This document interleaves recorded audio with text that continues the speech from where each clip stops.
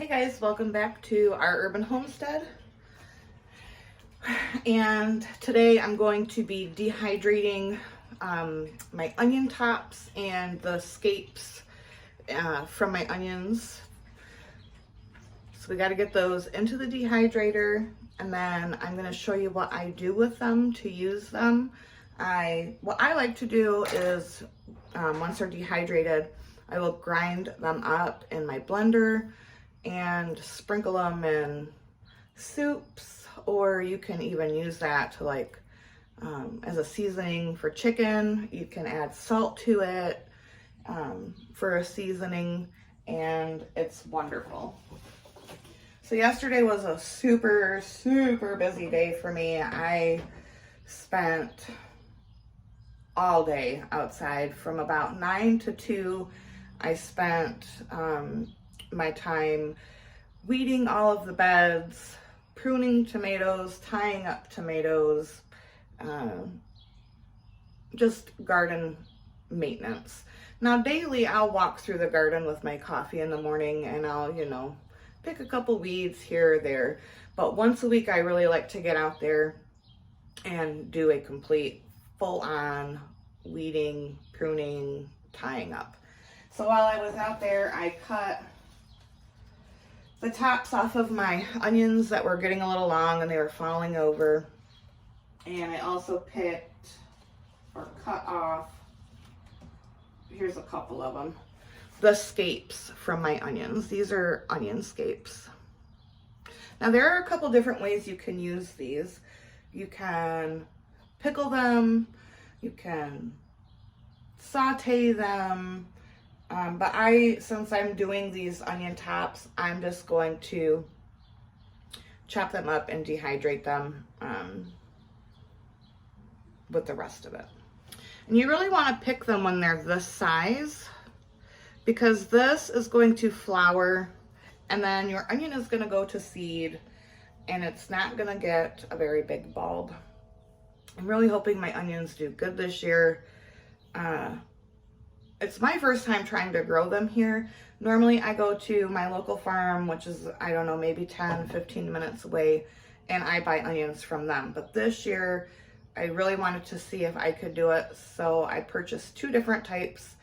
I purchased sets, and then I did some from seed. So we'll see what works better.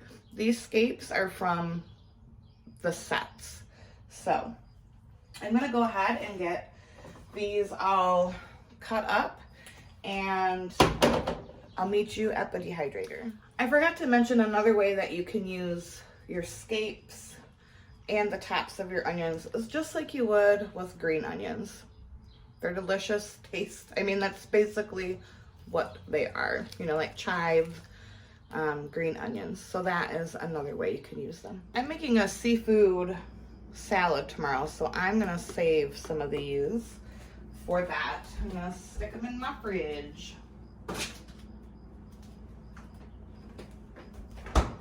And just chop the rest of them up. Okay, so we're at the dehydrator, and mine has 5 trays, and then I have these silicone, like silicone mesh, I guess you would call it. And this is great. I love these. Probably the best investment ever for your dehydrator. My dehydrator was not expensive, but this was before pandemic times. I think I've had this larger one for, excuse my dogs. I think I've had this larger one for 3, maybe 4 years, and before that I just had a smaller stackable one. It was $80 when we got it. Sorry, shut the door to my canning pantry so you can't hear them. All right, so these are going to get dehydrated at 100 degrees, and I'm gonna check them after 2 hours. And you just want to lay them in one thin layer.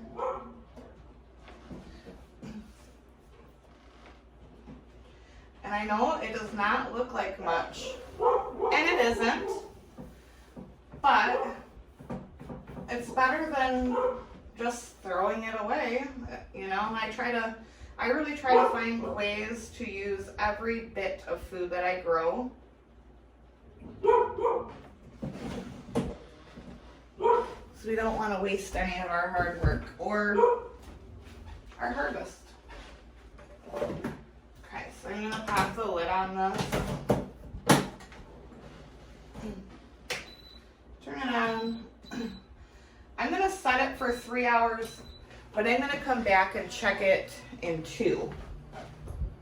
I already have a smaller jar that I did earlier in the season when they just needed a little bit of a haircut.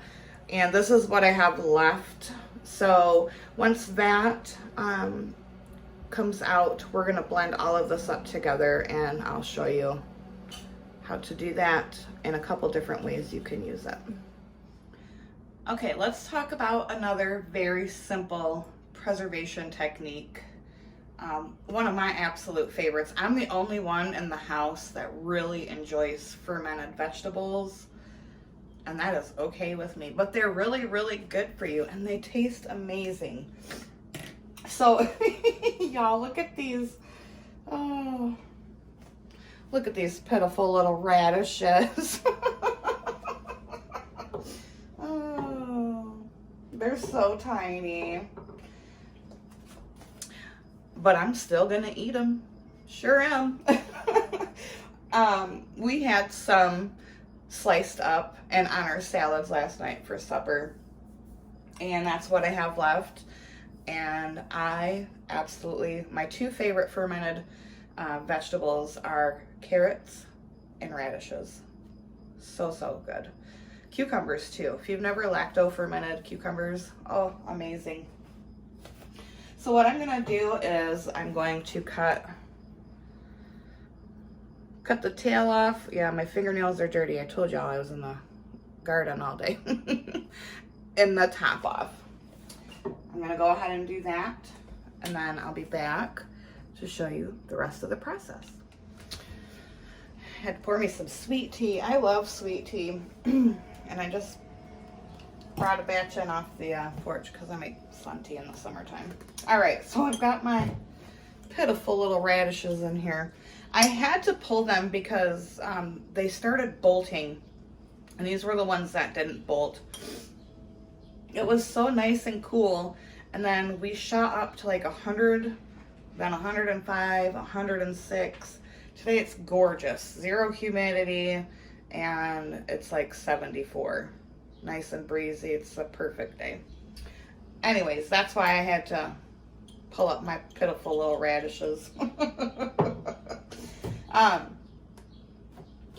So the 2 things that you're going to need besides whatever vegetable you want to ferment is you want to use distilled water. You don't want to use tap water. So I've got 1 cup of that, and then we're going to add 1 tablespoon of kosher salt. And that's the ratio that you want to use. For every 1 cup of water, 1 tablespoon of salt. You really want to use kosher salt. The other chemicals and like iodized salt and the minerals in like pink salt just do not work with fermenting your vegetables. And then you just stir it together until it's all dissolved.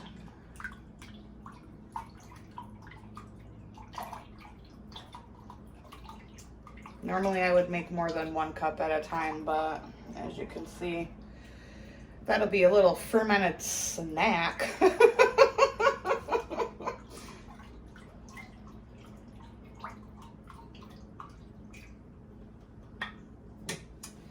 All right. So then you just pour it on in.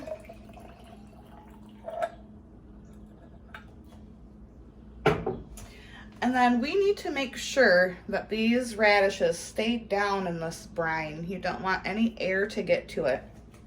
that will create mold and ruin your ferment. I don't have one of those fancy fermenting kits or even one of those clear stones that you put on top of your food. So I use a baggie.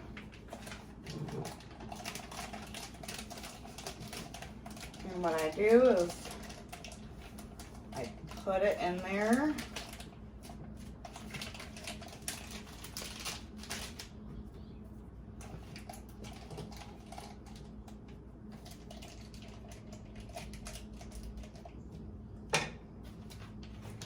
And then I fill the bag with water, and that's going to keep those radishes down.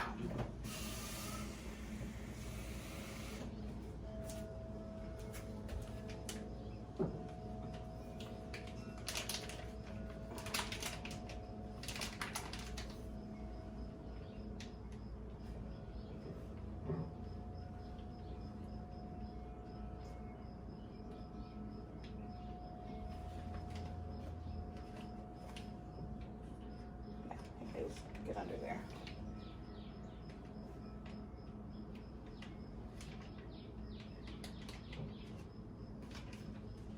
As long as they are submerged in the liquid, everything will be fine. So you see how I did that? I've just got the baggie in here and it's helping to keep those in. Then I just put my ring on it.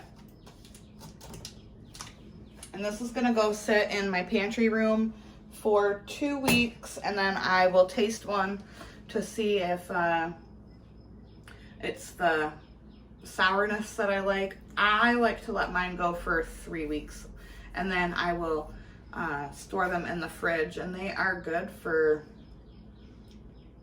I mean, I want to say a year in your fridge. I've never had any last that long because I love fermented vegetables. I will say every 2 days I will go check on this jar and check for mold, and then I will unscrew it, lift the baggie up, so if there's any gases that need to escape, and then I will fill it back up with water, put it back.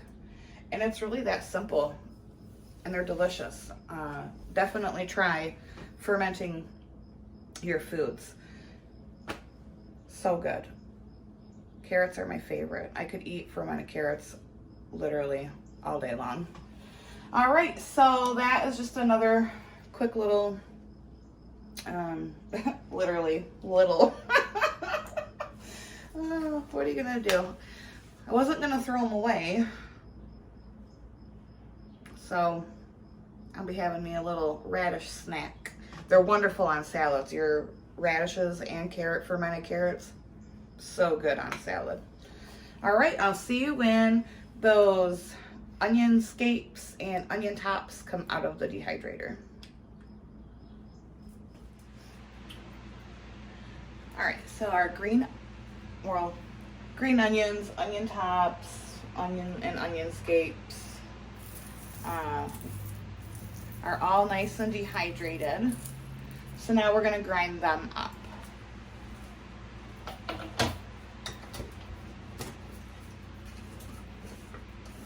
If you have an old coffee grinder, you can use that.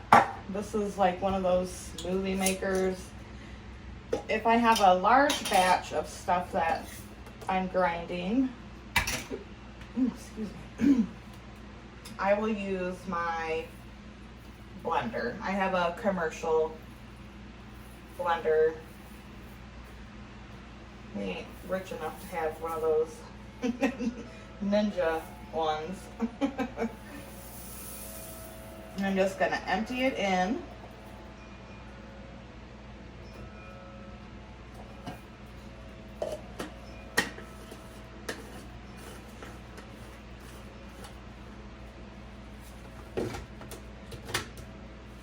And grind it into a fine powder. I'll be back because this is pretty loud, so I'll be back.